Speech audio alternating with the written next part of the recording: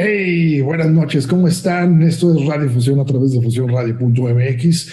Estamos transmitiéndoles hoy, miren, es una mezcla rara porque es completamente en vivo, porque estamos haciéndolo en vivo, pero a estas alturas es una retransmisión de un programa realizado originalmente el lunes pasado. Así es que les doy la más cordial bienvenida. Estamos en algún lugar del norte de la Ciudad de México y estamos muy contentos porque vamos a tener muy buena música, como siempre, muy buen rock and roll, pero también vamos a tener de nueva cuenta y gracias a Dios un invitado muy especial.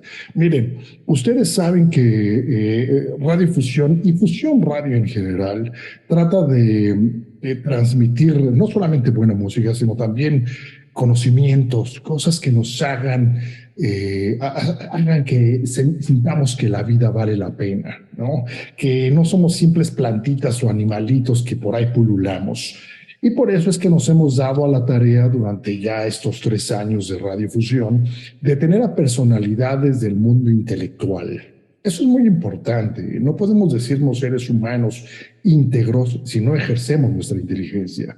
Por lo tanto, es por eso que hoy también Radiofusión se engalana, y la verdad me siento muy honrado, de tener a una personalidad ya hoy día también mediática, sobre todo en los medios de comunicación masivos no convencionales, como pudo ser en algún momento la radio, a través de radiofrecuencia o la televisión también. En este caso, él ya es una personalidad, no solamente en el mundo académico, sino en el mundo también de la apologética. Como ustedes vieron en el post que les compartí en las redes, él es tal vez el más reconocido apologeta latinoamericano.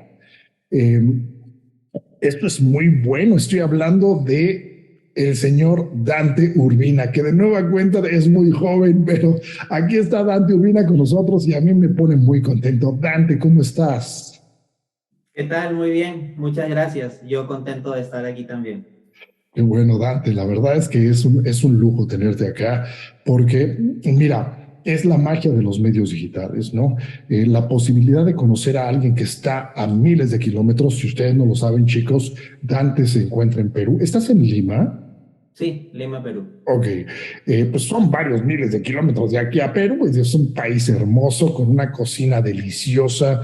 Eh, no tengo la oportunidad de conocer, no he tenido la oportunidad de conocer Perú, pero lo que conocí fue a través de los ojos de varios compañeros de trabajo y pues sí, ciertamente se ve que es un lugar espectacular, además lleno de gente buena, gente agradable y gente que como los mexicanos, pues a pesar de estar en lo que hoy día y desde hace mucho tiempo le llaman tercer mundo, la verdad es que esto pudiera significar más una bendición que una maldición. Estar en el tercer mundo, cuando vemos lo que sucede en el primer mundo, dices, no, estoy bien como estoy. ¿No? Bueno, Sí. para quien no conoce a Dante, él es economista, si no me equivoco, originalmente Dante, pero después te involucraste con el tema de la filosofía, de la apologética. Platícanos un poquito, Dante, antes de entrar a platicar ya de los temas que nos ocupan, un poquito de ti. Eres muy mediático, mucha gente te conoce, pero también hay gente que no te conoce y creo que vale mucho la pena que nos platiques. Bueno, sí, mi profesión es economista. Tengo mis estudios de grado en economía por la Universidad Nacional Mayor de San Marcos, maestría en economía por la Universidad Complutense de Madrid y doctorado en economía por la Pontificia Universidad Católica del Perú. Básicamente yo me desempeño ahí en el ámbito académico de la economía, como profesor universitario. Tuve la oportunidad de participar en el año 2017 en la reunión de premios Nobel de Economía. Fui seleccionado como uno de los mejores jóvenes investigadores del mundo, luego de participar de un competitivo concurso internacional para el efecto. Ahora bien, paralelamente a mi labor como economista, he venido desarrollando lo que es el área de la apologética en términos de filosofía y teología, ¿no? No es algo que se haya dado uno después de otro, sino que siempre se han dado juntos.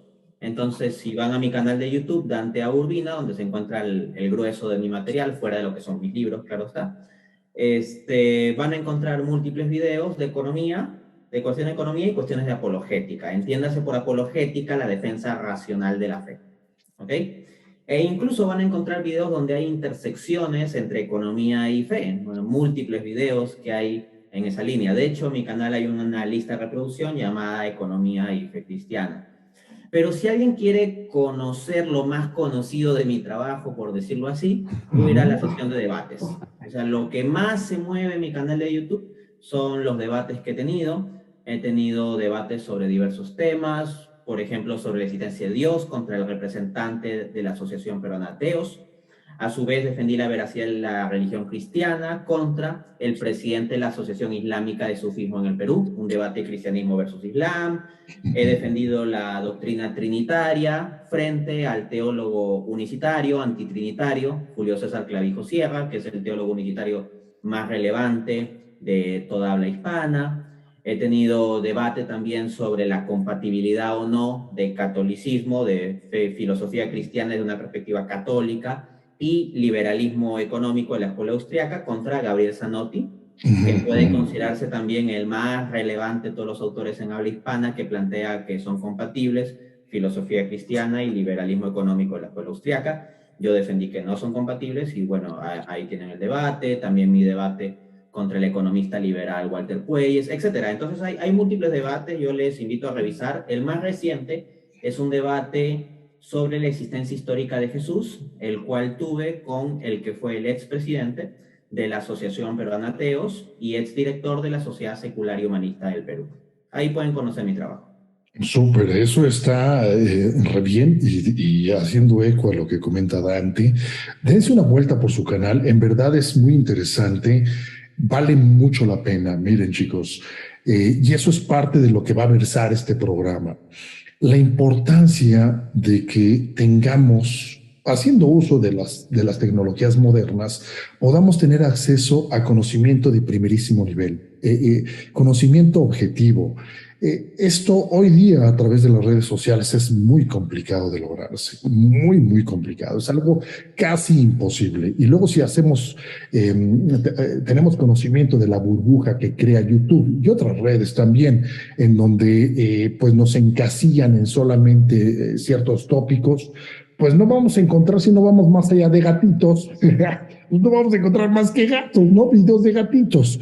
Dense una vuelta por el canal de Dante, es súper interesante. Van a encontrar cosas desde muy doctas, si es que ustedes tienen la formación como para poder adentrarse en ello, hasta cosas más ligeras, y por ahí vamos a ir, Dante, si me lo permites.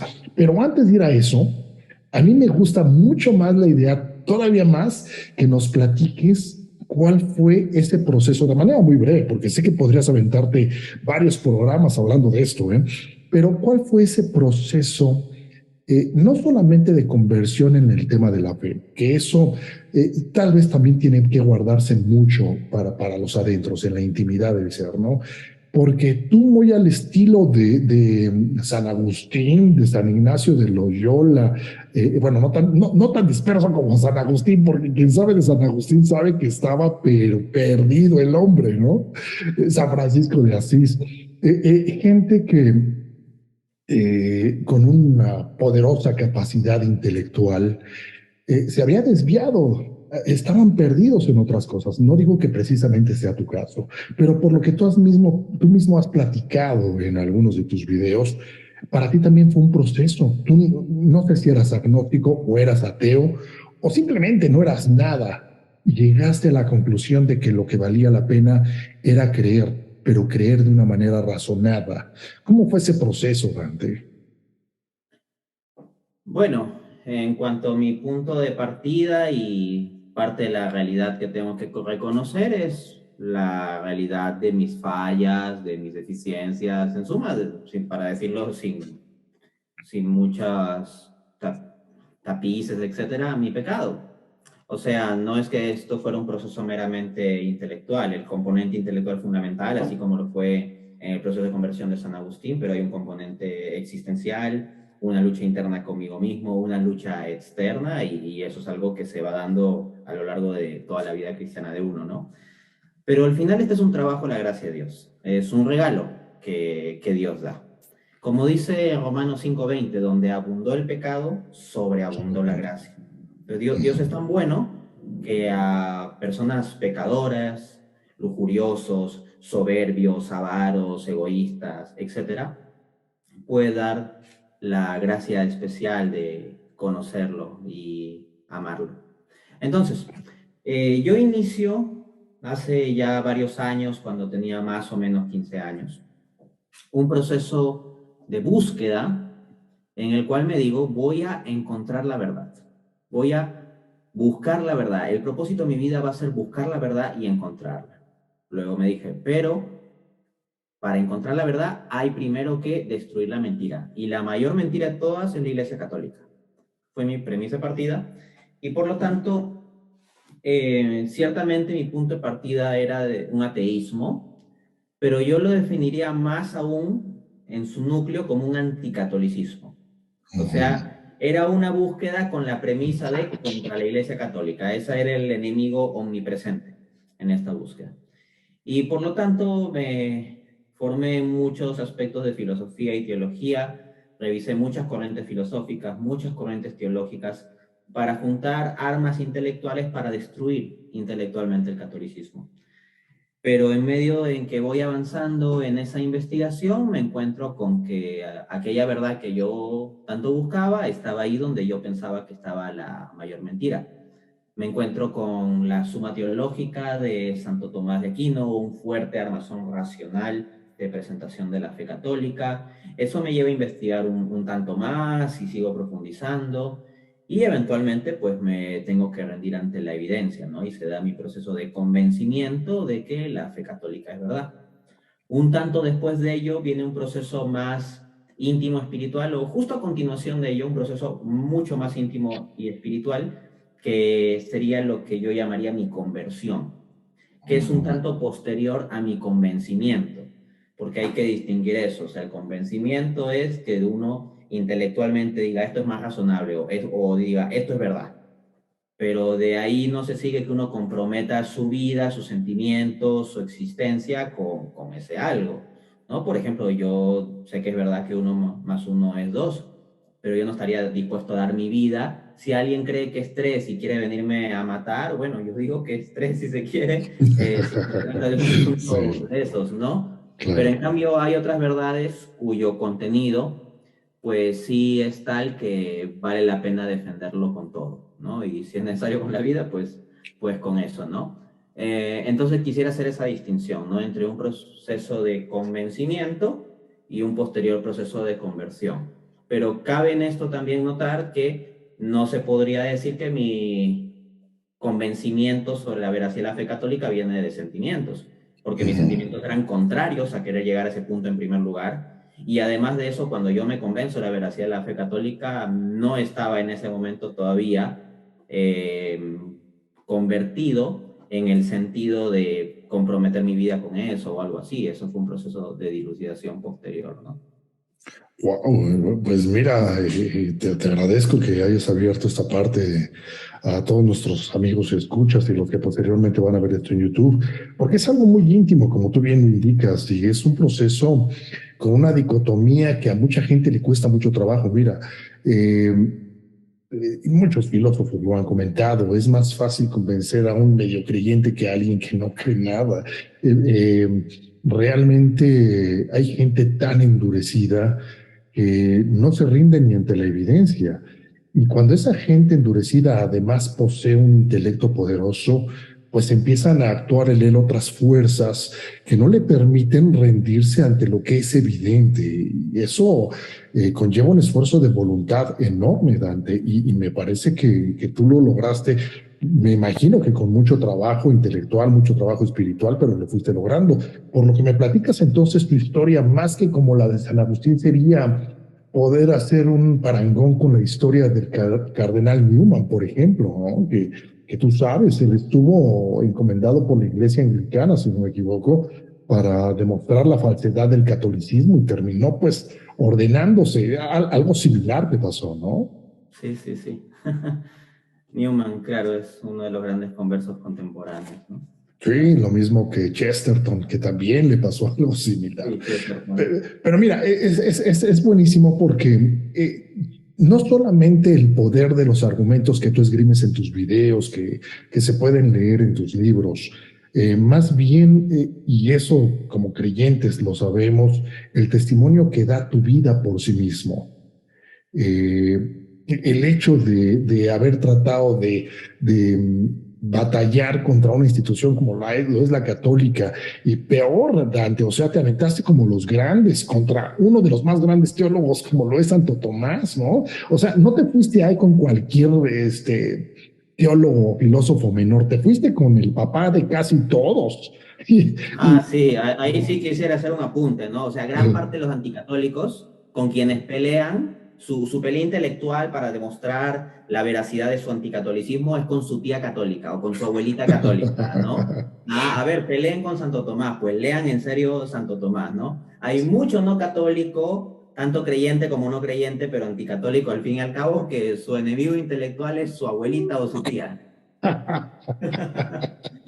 Pues sí, es increíble, pero mira, a final de cuentas, cada quien también lleva el proceso, pues como le es dado, ¿no? Mira, yo tuve la fortuna de crecer en una familia bien construida, con unos papás que me empujaban mucho hacia el ejercicio intelectual, a pesar de que ninguno de ellos tuvo una carrera universitaria. Mi papá, pues sus libros que tenía, una pequeña biblioteca que se reducía a un librero, no como el que tienes ahí padrísimo atrás, sino un librero muy chiquito, lleno de libros de toda índole. Mi primer acercamiento fue con Friedrich Nietzsche. Entonces, pero yo tenía 14 años. Mi papá no sé si lo hizo a propósito o fue simplemente, pues ahí están los libros, y lee lo que quieras, ¿no? Terminé muy confundido y eso es lo que me va a llevar ya a lo que es el corazón de la plática, ¿eh? Terminé muy confundido, ciertamente espantado, porque mi formación católica que se encargaron de proveerme mis padres tampoco era de lo más sólido. Eran buenos creyentes, son buenos creyentes, pero no gente de iglesia, llamémosle así, ¿no? Y entonces yo de repente me topo con ese libro, El Anticristo, y dije, Dios mío, ¿pero qué es esto? Lo leí con mucho interés, lo hice a un lado y continué leyendo otras cosas, tratando de olvidar lo que decía Nietzsche, ¿no? Pero a final de cuentas, El Anticristo, disculpe, el sí, Anticristo fue el primer libro de estos temas que usted leyó de filosofía y de religión. el primero, el primero. Es el primero también que yo leí. Es también el primero que yo leí. Cuando yo me aventuré a investigar todas estas herramientas para destruir la fe, Sí. el primer libro que cayó en mis manos fue El Anticristo de Friedrich Nietzsche. Qué coincidencia. No sé qué edad tendrías tú, yo tenía 14 años, ¿eh? O sea, Yo estaba, también andaba por ahí, mira, 14, 15 por ahí. ¿qué es lo más que yo había leído en ese momento? Pues libros interesantes, pero de la secundaria, ¿no? O sea, cosas así como Pedro Páramo y ese tipo de lectura que es buena, pero pues no es de esos niveles, ¿no? Yo no estaba listo, no estaba listo. Y por ahí voy a empezar ahora ya propiamente en el tema, Dante. Algo que me ha ocupado, yo soy comunicólogo de carrera, ¿sí? De ciencias de la comunicación. Y algo que me ha ocupado es, sobre todo con esta gran profusión de grandes intelectuales como tú, como Jordan Peterson, como mismo Agustín Laje y otros tantos, Miklos Lukács y el judío ¿cómo se llama? Ay, uno muy famoso también, se me fue, norteamericano. Eh, Me he preguntado mucho últimamente, Dante, ¿qué tanto la gente, el común, lo que llamaríamos el vulgo, sin ser despectivo, entiende en verdad de lo que habla, en este caso, Dante Urbina? Aquí en México, y tal vez sea un dicho latinoamericano, se dice que es muy fácil pescar en una pecera, ¿no? Porque cuando tú estás en un ámbito académico, pues tu interlocutor muy probablemente pueda coincidir o no contigo, pero seguramente te está entendiendo y tus argumentos pueden ser discernibles y puede haber contrapunto. Pero cuando la gente, en términos generales, Dante, no suele leer, no suele reflexionar en lo más mínimo, ¿cómo le puedes hablar a esa persona, Dante? Es aquí donde quiero empezar. Tú como intelectual, ¿cómo le hablas a la gente que sabes que muy probablemente no está entendiendo ni el 10% de lo que estás diciendo? ¿Qué opinas al respecto, Dante? Yo tengo un enfoque dependiendo de la circunstancia. Así, por ejemplo, quien me vea en mis debates, pues soy como una especie de máquina furiosa en funcionamiento, ¿no? Quien vea mis debates. Sí, En mis conferencias soy un tanto más explicativo, tipo clase. Hay momentos explosivos también. A veces en la misma ronda de pregunta del público se puede dar eso, pero más funciona como una dinámica de tipo clase, explicando con ejemplos y todo esto, ¿no? Cuando yo escribo es también otro tipo de estilo. Entonces, dependiendo de la circunstancia, yo voy tratando de ajustar la forma en que transmito el mensaje.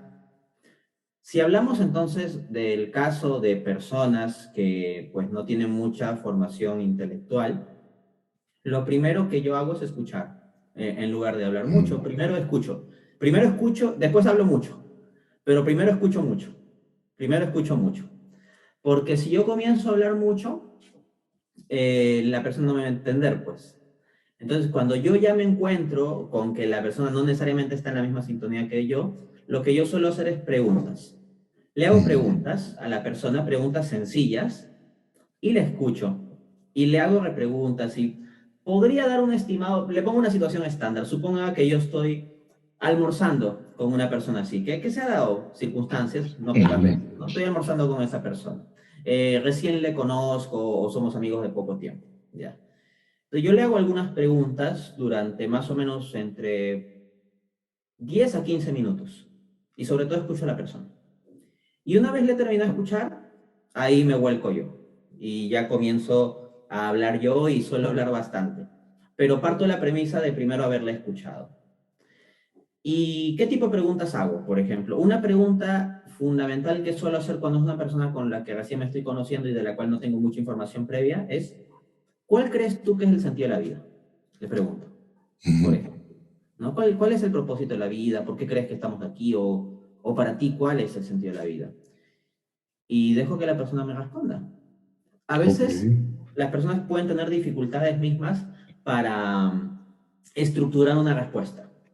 Cuando yo me encuentro con eso, entonces le sugiero algunas alternativas, ¿no? Le digo, por ejemplo, algunos dicen que tal cosa, otros dicen que el sentido de vida es esto otro. ¿Tú qué piensas sobre eso, no? Y dejo que la persona vaya respondiendo. Y más o menos veo su tipo de lenguaje, sus intereses, sus preocupaciones. Y cuando pregunto sobre el sentido de la vida, me encuentro no solo cómo la persona piensa, sino cómo la persona vive. Porque esa es una pregunta existencial, profundamente existencial. No le estoy pidiendo una mera deducción lógica, es una pregunta que nos interpela existencialmente. Y eso lleva muchas veces a que las personas puedan comenzar a contar temas personales, ¿no? Y a partir de esos temas personales yo puedo estructurar mejor el diálogo. Porque a decir verdad, o sea, cuando me junto con personas en particular, en privado, ¿no? Así como digo un almuerzo, me refiero a ese tipo de interacción, pues normalmente se da un contexto en que yo procuro brindarle alguna ayuda, algo de valor a la otra persona y quiero ayudarle a que pueda vivir mejor, tener una vida más plena, ¿no? Ese sería un abordaje a ese nivel. Luego ya en lo que es un abordaje masivo, o sea, si ya estamos hablando de un grupo amplio, el asunto es más complejo, porque yo puedo pensar en un público directo para el que estoy hablando, pero también hay un público indirecto que es lo que va a salir de mi canal de YouTube, por ejemplo, porque si yo hablo algo público, no, lo que normalmente sucede es que se graba y se transmite. Sí. Y trato más o menos de buscar un punto medio entre lo que yo normalmente entiendo que es la mayoría de gente que ve mi contenido en YouTube y la gente que me está escuchando en ese momento. Ok. Entonces, básicamente así lo manejo. Esto está muy bien. Qué bueno que tocaste sobre todo el segundo punto, porque sí, ciertamente tienes toda la razón. Cuando uno está uno a uno, pues uno puede sondear y te das cuenta de más o menos qué suelo estás pisando, ¿no? Si puedes excederte con terminología o bien tienes que ser en algún aspecto muy básico en tu comunicación. Digamos que es más amigable ese acercamiento, pero me gusta mucho y celebro que hayas comentado sobre el segundo punto, en donde es más complejo, porque tienes una masa informe a la cual a veces ni siquiera puedes ver a los ojos y no sabes ni siquiera si te están poniendo atención o bien están reflexionando en lo que dices. Y es ahí donde viene el siguiente comentario. A mí, sin ser un intelectual, y estoy lejos de serlo, Dante, me gusta mucho tu estilo. Me gusta mucho tu forma de aproximarte al problema, al tema como tal, y digamos que puedo entender las generalidades. No soy alguien docto como tú, pero puedo entender bien las generalidades. ¿Cómo lidiar con eso, Dante, cuando el promedio de lectura del latinoamericano en general, hay variaciones, pero son mínimas, tal vez un poquito modificadas por los argentinos, y eso muy poquito, pero en Latinoamérica tenemos un promedio de lectura de 1.4 libros al año. Estos datos de hace 3 meses. ¿Cómo hablar con la gente en estos tópicos que tienen su complejidad por sí mismo? Aunque no quieras ser laberíntico, tienes que agarrarte de conceptos complejos. ¿Cómo convencer a la gente de, por ejemplo, del pensamiento, sobre el pensamiento lógico y la necesidad cuando no entienden ni siquiera el concepto o no conocen la palabra falacia? Estoy poniendo tal vez una de las palabras pues, más comunes que tendríamos que pensar en teoría, ¿no? ¿Cómo hablarles a esa gente, a esa masa informe, Dante? La metodología que yo normalmente aplico es la de los ejemplos. Si uno ve mi contenido, yo utilizo muchos términos técnicos, pero trato de que sea comprensible. ¿Cómo es que hago? Digo algo con palabras técnicas y a continuación pongo una analogía, un ejemplo, ¿no? También puede darse al revés. Puedo partir de alguna frase, de alguna situación concreta con la cual la mayoría de gente esté familiarizada y luego, pues, explico con algunos términos técnicos, pero ya la gente está más atenta a escuchar si se parte de algo que les es conocido, ¿no? Entonces, yo creo que hay que apelar bastante a eso, o sea, una pedagogía con analogías y con ejemplos. Pero esto puede ser distorsionante si no se tiene un conocimiento sólido. O sea, poner buenas analogías no es cuestión sencilla. Para poner buenas analogías hay que tener buen conocimiento. Esto lo digo en el contexto en que se está hablando a varias personas, ¿no? Como digo, en un contexto individual, esto es un poquito más sencillo e incluso puede uno hacer ciertas preguntas para verificar si la otra parte está siguiendo lo que dice uno y si no es así puede retroceder un poco, ¿no? Entonces yo me guío un poquito de eso. Me encuentro con que puede haber varias personas sencillas pero que tienen muy presente la preocupación en dos temas, política y religión.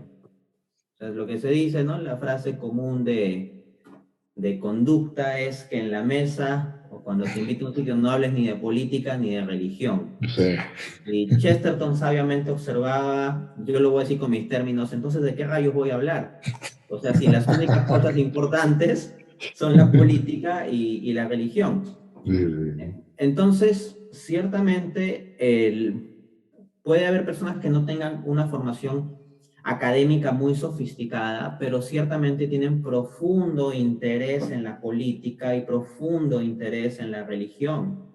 Entonces, si yo parto de un tema así de connotación política o religiosa, la persona puede estar más atenta a prestar atención y si pongo analogías a los conceptos un poco difíciles, se puede ir captando.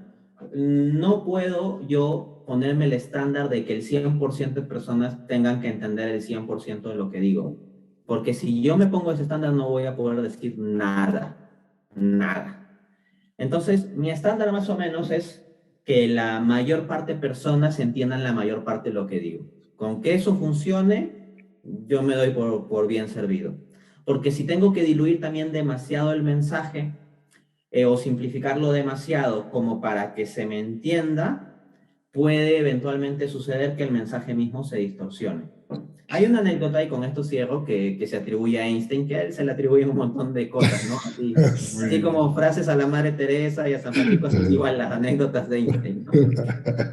Bueno, hay una, no, una anécdota seguramente inventada, aunque quién sabe, no lo he verificado la verdad, pero va así. Va un periodista y le pide a Einstein que le explique la teoría de la relatividad, precisamente para hacer un informe sencillo en el periódico, ¿no? Que la mayoría de lectores entiendan. Entonces Einstein se lo explica y el periodista responde, no lo he entendido nada. Entonces, ¿me la podría explicar un poco más sencillo? Y Einstein va otra vez y se la explica de nuevo. Y el periodista replica, tampoco le he entendido nada. Y así sucesivamente, hasta llegar a la décima. Y después de que Einstein hizo la décima explicación simplificada de la teoría de la relatividad, el periodista responde triunfante, genial, al fin le entendí. Y Einstein dice, bueno, me alegro, pero debo informarle que eso que le acabo de explicar no es la teoría de la relatividad. Entonces, el tema es balance. Tengo que buscar un Sí. balance entre que lo que yo diga se entienda por una gran cantidad de personas con más o menos cierta formación, pero al mismo tiempo no diluirlo tanto que llegue a distorsionarse la idea. Totalmente Se de trata un acuerdo. poco de cuestiones de equilibrios. Por supuesto que en política lo que más funciona son los eslóganes simplones. Y lamentablemente la gran mayoría de influencers que usan eslóganes simplones van a llegar a más gente, por eso son influencers. Por ejemplo, un eslogan simplón es decir, que toda la culpa de los problemas de América Latina es del imperialismo yanqui, ¿no? Cosas Sí, como la que decía Hugo Chávez, ¿no? Yanquis, sí, sí, negritos, bueno, él decía otra palabra, ¿no? sí. Y era una simplificación de la realidad, o sea, no tenías que pensar en una realidad muy compleja, simplemente la culpa de todo es del imperialismo yanqui, punto. Hoy en día, otra simplificación que se está vendiendo bastante es que la culpa de todo es de los gobiernos populistas latinoamericanos. Punto. Entonces, todo lo que pasa al final, la culpa es a los gobiernos populistas. Entonces, claro, esos eslóganes sencillitos permiten que mucha gente los siga precisamente porque son muy sencillos, pero no son fieles reflejos de la compleja realidad de nuestros países. Totalmente de acuerdo. Y mira, Dante, me encanta sobre todo también tu forma de explicar y me queda claro, eres académico, eres alguien que ha hecho docencia y te has tenido que enfrentar seguramente a alumnos pues muy versados en ciertos tópicos y también muy lerdos en otros, ¿no? Pero eso te ha dado y seguramente eso lo has sabido capitalizar para tu oratoria, no solamente en términos coloquiales, sino también en los términos complejos. Yo tengo también la fortuna de dar clases, pero esto es a chicos preparatorianos y de clase media baja y muy baja, de hecho. Y fíjate que esta experiencia para mí fue muy enriquecedora porque me daba cuenta que muchas veces el problema no estaba tanto en el nivel académico, sino como en la voluntad de reflexionar sobre los tópicos. Porque y yo me imagino que allá en Perú debe ser muy similar aquí en México, la gente del campo es muchas veces muy sabia, no tiene los niveles académicos de doctorado, ni siquiera de secundaria a veces, pero capta la profundidad de los conceptos más abstractos. Tal vez no los pueden explicar con la terminología adecuada, pero saben bien de lo que hablan. Eso me llevó a concluir que muchas veces, y sobre todo en la modernidad, Dante, a los jóvenes, desgraciadamente, el deporte del pensar es el menos popular. Los medios digitales no nos han ayudado mucho, de hecho no han ayudado en nada. Yo he visto perfiles y comentarios posteados por gente supuestamente de segmentos de la población muy altos, tanto académicos como económicos, diciendo barbaridades en LinkedIn. Ajá. Y bueno, pues uno llega a la conclusión de que, oye, este cuate no conoce la O por lo redondo, o sea, está perdido. Es director general de una empresa mundial, pero no sabe nada. Dante, la necesidad, y yo te pediría ahí comentarios muy profusos, la necesidad de que desarrollemos nuestro más elemental sentido de la lógica. ¿Qué nos recomendarías, Dante, para esto? A ver, cito a Mafalda. Mafalda decía, antes yo quería que todos piensen como yo, ahora me conformo con que piensen. Sí, muy buena esa Mafalda. Ajá. Y eso, ¿no? O sea, la gran mayoría de gente no piensa en un sentido propio. Se dejan llevar por eslóganes, por sentimientos o repiten cosas que han escuchado. Eslóganes de izquierda, eslóganes de derecha, eslóganes progres, eslóganes de las marcas, eslóganes de los políticos, pero muchas veces son frasecitas cortas. Hoy en día la red social de más crecimiento es TikTok. Sí. TikTok, la mayoría de videos son videitos tontos, habrá contenido más o menos interesante, pero sea lo que sea, se da en el rango de entre 1 a 3 minutos. Y hay un conjunto de conocimientos sobre economía, sobre filosofía, sobre religión, sobre ciencia, que uno no va a asumir con videitos cortos de 1 a 3 minutos. Uno requiere leer ciertas cuestiones a un nivel sistemático y concatenado, pero estamos en el mundo de los videitos cortos, ¿no? De los videitos sensacionalistas, del algoritmo. La gran mayoría de jóvenes hoy en día no piensan, simplemente son parlantes humanos, parlantes de carne del algoritmo YouTube. El algoritmo YouTube les comienza a sugerir cosas, ellos se tragan lo que el algoritmo les sugiere y dicen esas cosas. Y gente de todos los grupos, de todas las tendencias, de todos los partidos y de todas las vertientes políticos, religiosas, económicas. Sucede por todas partes, gente que no piensa. Entonces, nuestra era ha sido caracterizada como la era de la información. Así, el gran sociólogo español Manuel Castells tiene un libro precisamente de este título, La era de la información, economía, sociedad y cultura. No obstante, con las circunstancias actuales que se han dado y que se han profundizado de forma un tanto posterior a la publicación del libro de Castells, podríamos decir que estamos en la era de la desinformación, no en la era de la información. La cantidad de información falsa, sesgada o distorsionada que hay en Internet es absolutamente gigante, gigante.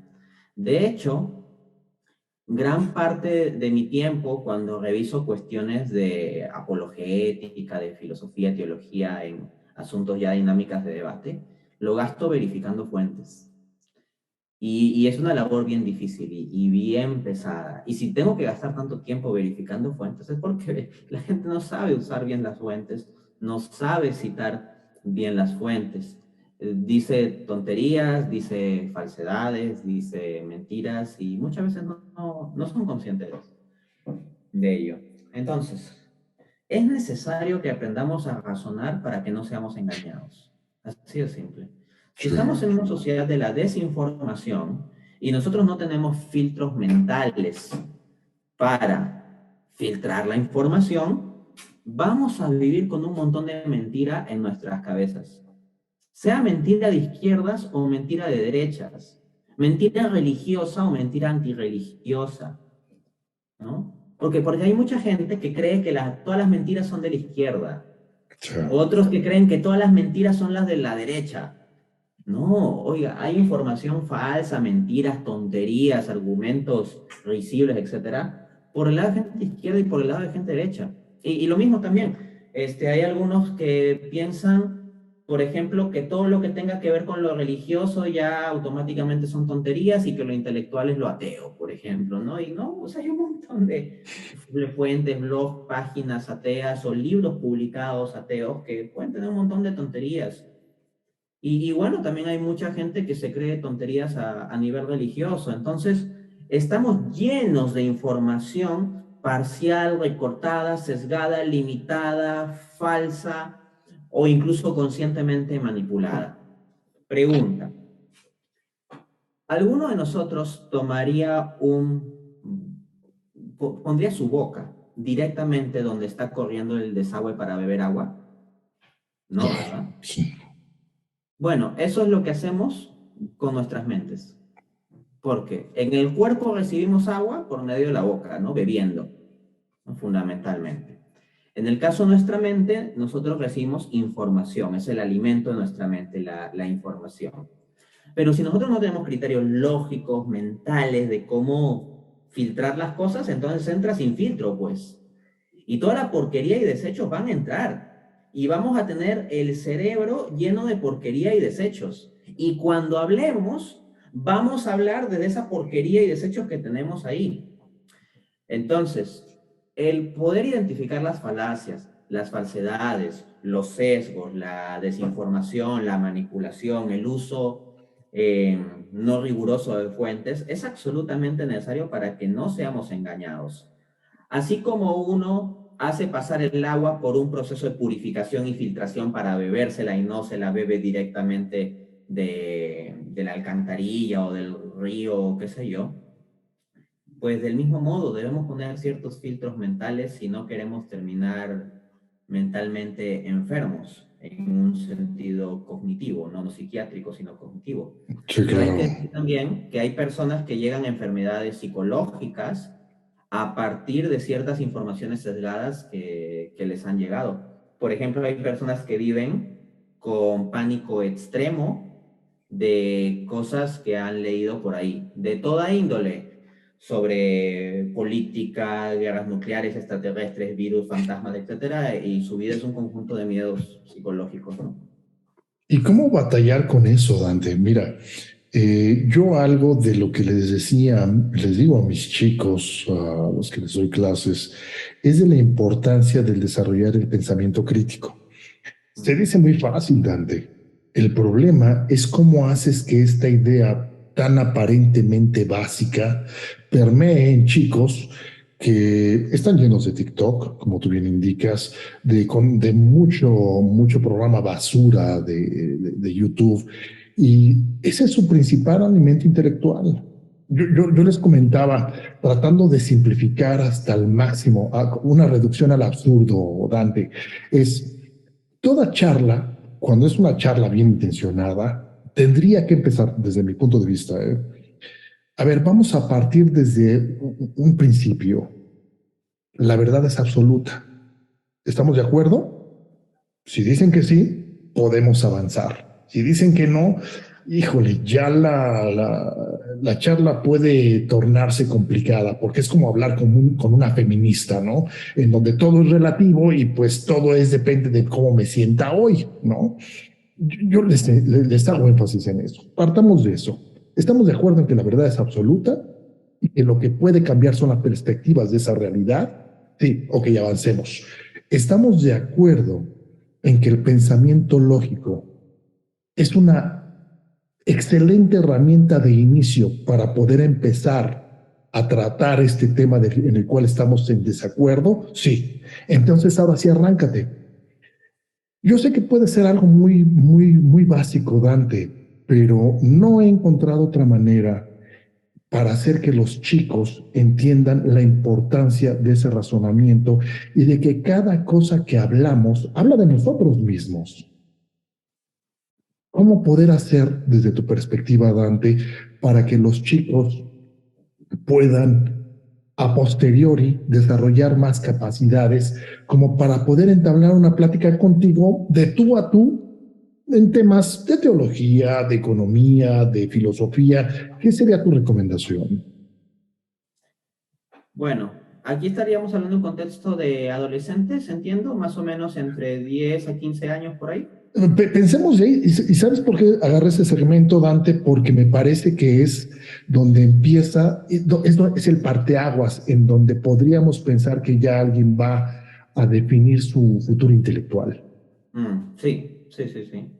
Sí, sí, sí. Es una época crucial, ¿no? Quería precisarlo porque la estrategia variará un poquito en función de cuál es la circunstancia, el grupo poblacional. Entonces ya más o menos me ubico ahí, ¿no? Mm, A ver, algo que yo sugeriría es organizar dinámicas de debate entre los alumnos, así con nota, con sí, nota. Dependiendo del curso, la materia, ¿no? Tal grupo de alumnos va a defender tal postura, este otro grupo de alumnos va a defender esta otra. y van a hablar dentro de estos tiempos y tienen que convencer al auditorio, incluido al profesor, etcétera, de que su postura es la verdad. Y eso los va a llevar al pensamiento crítico porque van a tener que interactuar con la otra parte. Va a haber un público, va a haber tiempos estructurados. No es como discutir en redes sociales en que uno puede poner memes o insultar al otro o decirle tú tienes una foto de no sé cuántos y cambiar el tema, ¿no? O borrarlo a publicación o lo que sea. Pero si los metemos en un entorno en el cual tienen que en tiempo estructurado estructurar sus propias palabras y hacerlo de forma persuasiva y se comienza a hacer esas dinámicas de debate con jóvenes, eso va a ayudar mucho, mucho, mucho a que desarrollen su pensamiento crítico. Incluso se les puede ir haciendo variar de posturas. También uno mismo que defienda algo X, a la siguiente se le puede poner que ataque ese algo X o cosas por el estilo, ponerse en los dos lados, etcétera, ¿no? Otra herramienta que se puede utilizar es invitarlos a detectar falsedades.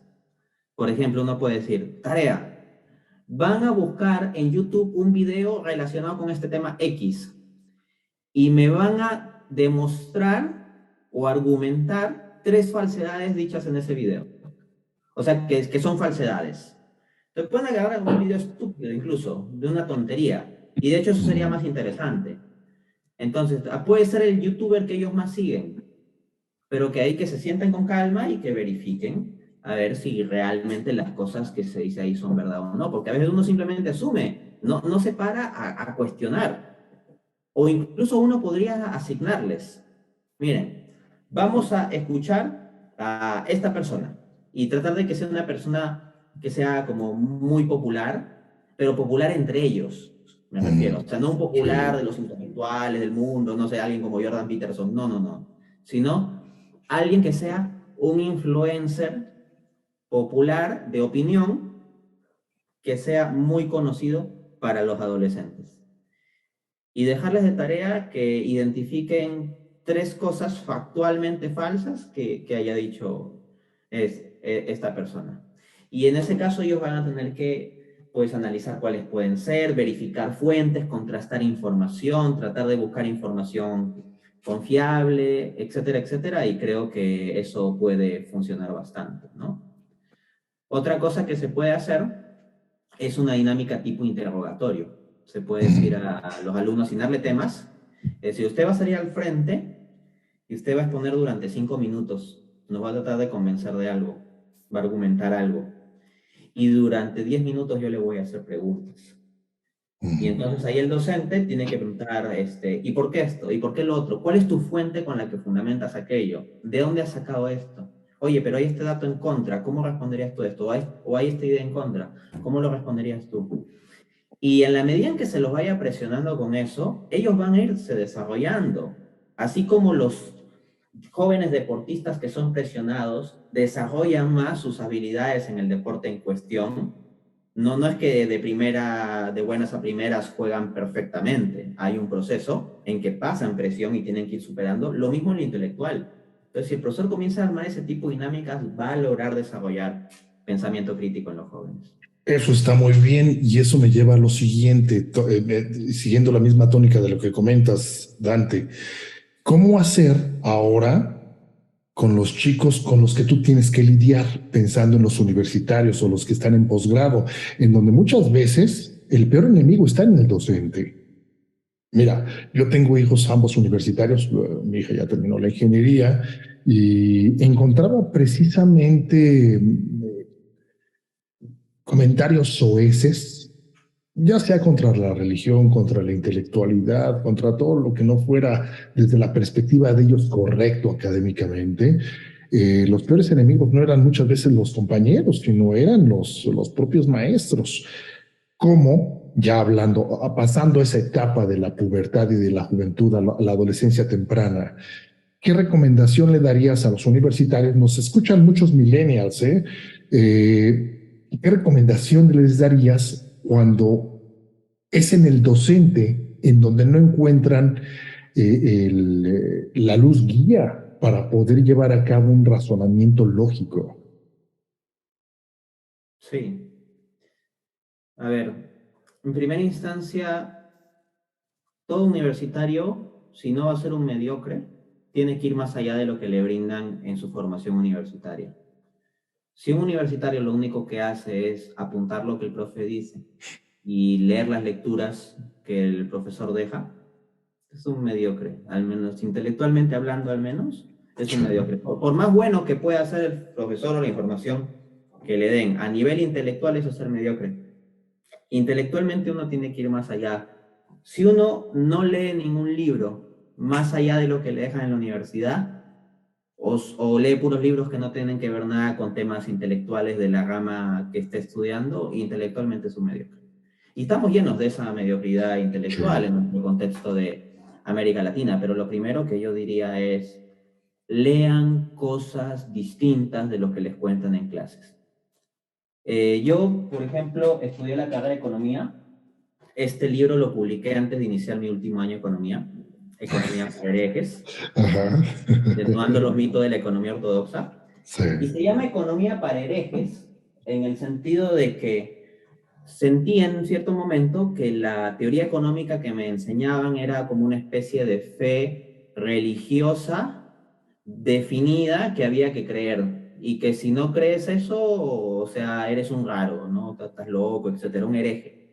Entonces, yo me encuentro con que esta teoría económica estándar, que es fundamentalmente la teoría neoclásica, que es la dominante en la formación universitaria de los economistas, a mí no me comienza a cuadrar mucho y yo siempre leo paralelamente a mis estudios, no solo las lecturas que nos dejaban, sino iba más allá.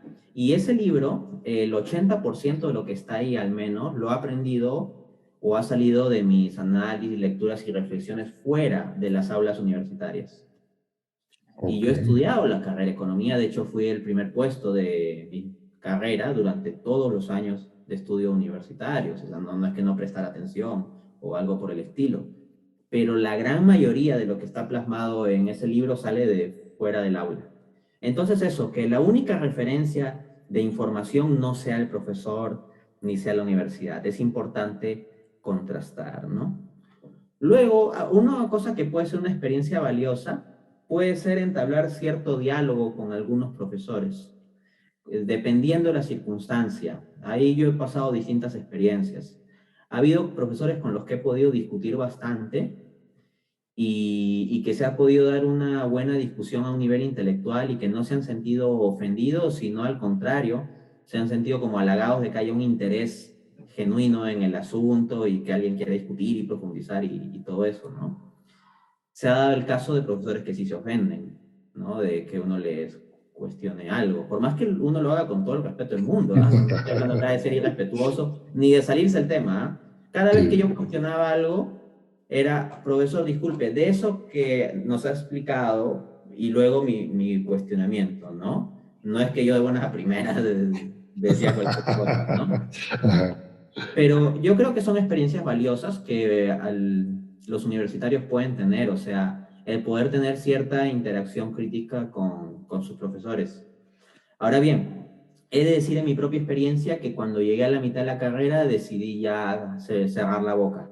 Así, no encontraba mucha receptividad entre los profesores, eventualmente me podía perjudicar a nivel académico y bueno, buena parte de lo que me callé quedó plasmado en ese libro que, que se ha difundido bastante, ¿no? Entonces eso, yo animaría a los jóvenes a pues cuestionar un poco lo que les cuentan, leer alternativamente e incluso plantear algunos de sus cuestionamientos en clase. Una técnica que yo utilicé y que es de las que más me ha funcionado para poder plantear cuestionamientos es hacerlo en forma de preguntas y haciéndome el tonto. Decía, profesor, disculpe, pero no entiendo cómo esto se compatibiliza con esto otro. ¿Me podría explicar? Entonces ya no es una cuestión de profesor. Ese punto, lo que usted acaba de explicar, está mal por esto a veces no. Era simplemente, profe, no entiendo. Pero, y muchas veces cuando yo hacía ese tipo de preguntas, los profesores titubeaban. Eso sí, no eran preguntas bien venenosas. Es que eres un socrático, pero hecho y derecho, ¿no? O sea, es la principal técnica que usaba Sócrates para platicar con sus alumnos y con sus contrapartes, ¿no? A través de este razonamiento y preguntas que eran pues muy puntuales y que ponían el dedo en la llaga. Y también me queda claro, Dante, que no puedes negar, no sé en qué medida, pero no puedes negar tu herencia nietzscheana. Eres hijo putativo de Nietzsche, definitivamente. Porque fíjate que ya no quiero, no te voy a robar mucho más de tu tiempo, no quiero abusar de ello, Dante. Eh, Tu forma de expresarte no solamente es coloquial, sino es muy al estilo de Nietzsche, muy directa, es grande, como mismo Nietzsche decía, no me suelten preguntas grandes como puños, porque me atolondran, ¿no? Tú sueltas respuestas grandes como puños. Eso es muy bueno. Yo en particular admiro mucho a la gente que siempre guardando el respeto, eso es importante, es indispensable, pero puedes soltar, aquí decimos en México, la neta del planeta, la verdad cruda y desnuda como es, ¿no? Desgraciadamente, Dante, esto que tendría que ser algo que todos nos debiéramos permitir, todos los que nos decimos bien intencionados intelectualmente y sanos intelectualmente hablando, es un respeto que nos deberíamos permitir, el poder decirnos las cosas como son, sin el afán de lastimar. Hoy día los jóvenes, y de ahí viene el tema de las generaciones de cristal, no soportan estas verdades. Todo lo quieren matizar, todo lo quieren divertido, todo lo quieren suavecito, porque si Dante me dice que esto es una estupidez, así con esas palabras, aunque sea una estupidez, yo me voy a cerrar y voy a decir, Dante, no es mi amigo, no le creo, ¿no? Ese es un problema, Dante. ¿Cómo lidias con eso? Simplemente aplico la crianza de antaño. O sea, ¿cómo era la crianza de antaño? Los padres nos decían las cosas de frente, pues, de frente. Y eso iba forjando carácter. Entonces, claro, gran parte del público que ve mis videos ya sabe eso. O sea, ya sabe que yo en ocasiones voy a soltar cosas así y que les va a caer a los demás, pero que a veces también les va a salpicar a ellos o a veces les va a caer directo en la cara a ellos. Muchas veces Sí. lo saben, ¿no? Pero eso ayuda a forjar el carácter. No en todas las personas esto va a dar efecto, claro está, esto no son fórmulas mágicas, las personas tienen su libre albedrío, pero muchas veces me he encontrado con personas que han cambiado su forma de pensar. Por ejemplo, hay un converso al catolicismo, que justo yo saqué un comentario suyo en una línea de comentarios de un video que saqué por mi especial de 30.000 suscriptores, de contestando comentarios de YouTube. Y decía, cuando yo era protestante no podía entender cómo Dante, siendo tan inteligente, pudiera ser católico, ¿no? O sea, es como que la inteligencia se me acababa al momento de pensar el catolicismo, o sea, que ahí sí era idiota, ¿no? Así, es como que sabía mucho en todas las áreas, pero para ser católico ahí sí era tonto, pues, ¿no? Sí. Entonces, pero claro, esta persona, pero no se despega de la información, sigue profundizando y pone en su comentario que ahora que es católico, se convirtió al catolicismo, y es una persona bastante conocedora, por ejemplo, de hebreo y todo eso, no cualquiera, mi amigo Claudio Salas. Sí. Él dice, ahora entiendo por qué es católico. Ahora que soy católico, dice él, ¿no? Ahora entiendo por qué es católico. También tengo, por ejemplo, amigos que vienen de la corriente del liberalismo, que apoyan, por ejemplo, el liberalismo económico o liberalismo político, y que inicialmente están comprometidos con su liberalismo, pero como que han escuchado mis conferencias y en primer lugar genera como una repulsión. Pero si no dejan de escuchar, o sea, si pasan ese primer golpe y siguen escuchando, eventualmente pueden cambiar. Y se ha dado casos de algunos que han cambiado y que de lo que me odiaban, luego pasan a estar de acuerdo conmigo, y todo ello, ¿no? Entonces, decir las cosas claras tiene su valor, ¿no? Y además, hay que darse cuenta que si uno es firme y claro en sus convicciones, de todas maneras va a generar cierto respeto de la otra parte.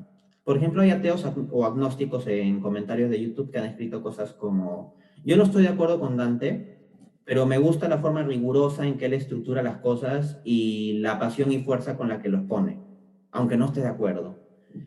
Entonces, eso lleva a que sí, yo puedo ser duro y todo ello, ahí dar martillazos, pero hay personas que respetan eso.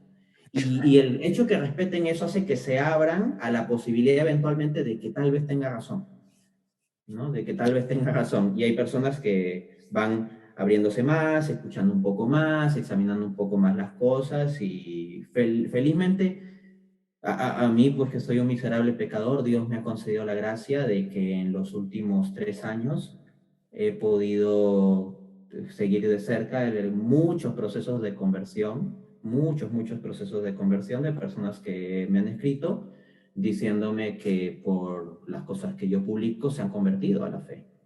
Eso es O, toda una bendición, sí, ¿no? es gigante, es Sí, no. inmerecida. Es que el bien que has hecho a través de tus videos, Dante, es algo de lo cual tal vez jamás te vayas a enterar o te vayas a enterar a cuentagotas de cuestiones tal vez más espectaculares de las cuales te quieran compartir. Pero más allá de lo que te quiera compartir la gente, está todo ese bien que estás diseminando a través de tu conocimiento, de tus videos y a toda esa gente que te escuche, que se ve, por lo menos se ve apelado a llevar un pensamiento lógico, a racionalizar todo esto. Y por ahí te quiero hacer ya la última pregunta, el último comentario, te reitero, no quiero abusar de tu tiempo.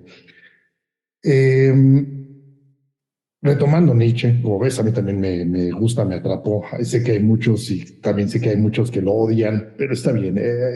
Fuera de que para mi gusto él estuvo equivocado en lo elemental, en lo accesorio, me parece que es alguien imbatible, todo lo que pensó Nietzsche.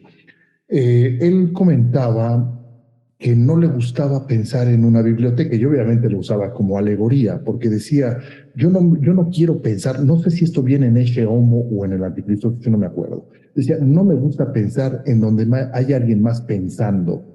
Y por eso decía que no le gustaba estar en una biblioteca, ¿no? Es decir, usaba su pensamiento más allá de lo que las autoridades en su momento dijeran o pensaran, otros filósofos muy interesantes también. Y como corolario de esto, estoy leyendo a Benedicto XVI. Mi hijo lo está leyendo.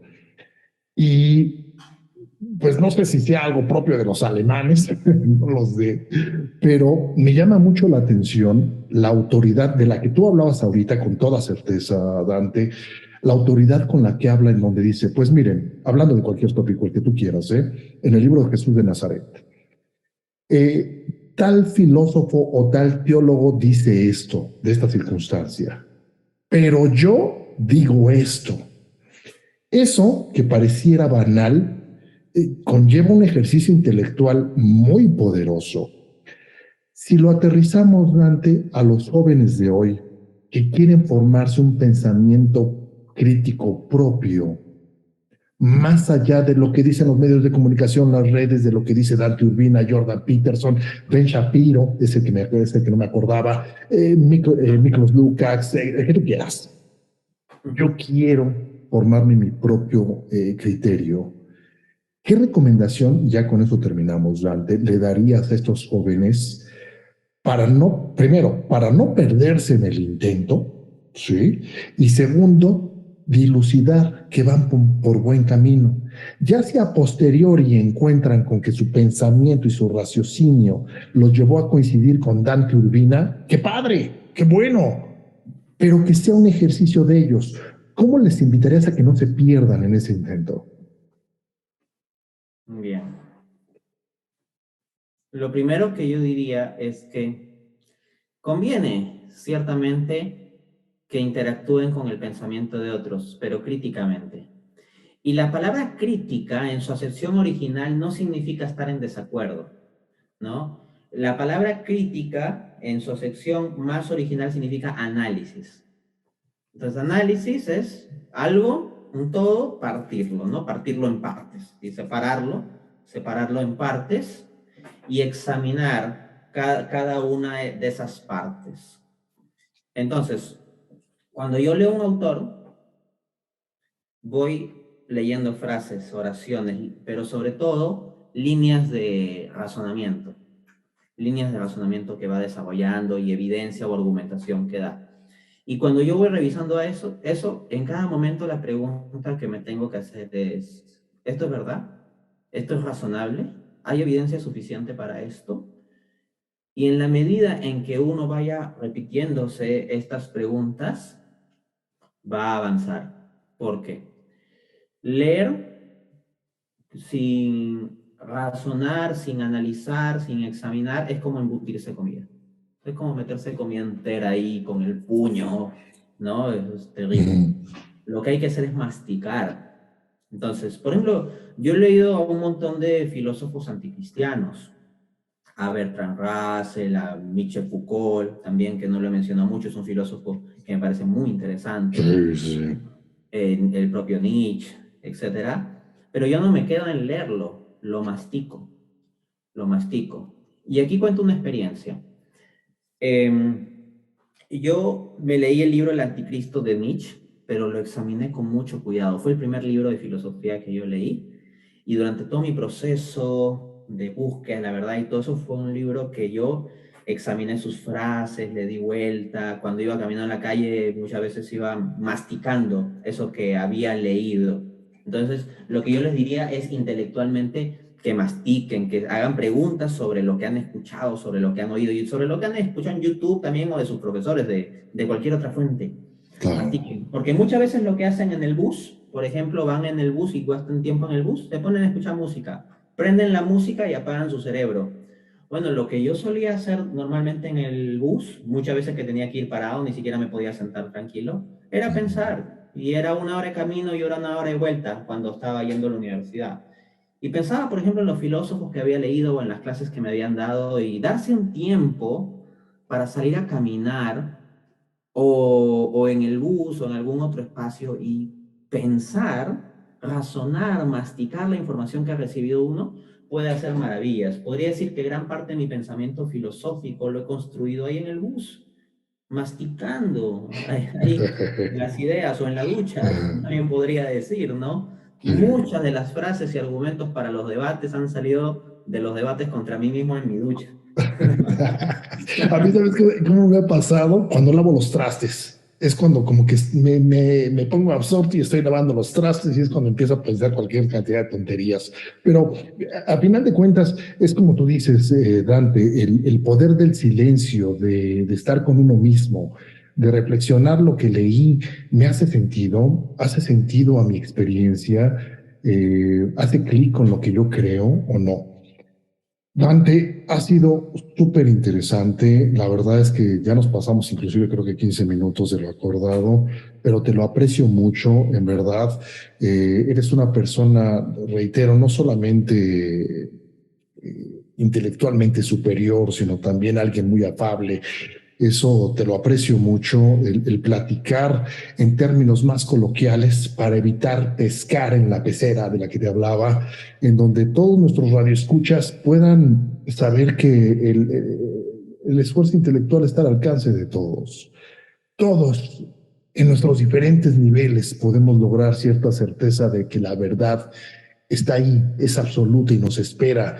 Y esa verdad parafraseando al Señor Jesús, es lo único que nos va a hacer libres y no las tonterías que nos dicen muchos en un afán de hacernos añicos nuestro intelecto y hacer que nos perdamos en tonterías. Dante, en verdad aprecio mucho, me gustaría mucho, si tú lo permites, tener una charla en algún tiempo razonable que te permita tus muchas ocupaciones, poder platicar ahora ya de cosas si tú gustas más puntuales.